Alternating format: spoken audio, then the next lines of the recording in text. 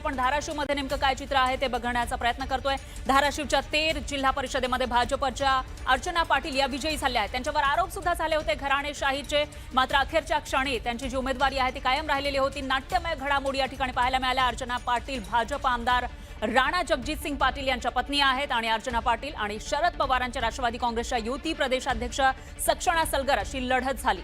या लढतीमध्ये अर्चना पाटील यांनी सक्षणा सलगर यांना पराभूत केलेला आहे। दरम्यान खासदार ओमराजे निंबाळकर यांनी गावकीपेक्षा भावकीवर लक्ष देत भावजाईला निवडून आणल्याचा आरोप सक्षणा सलगर यांनी केला।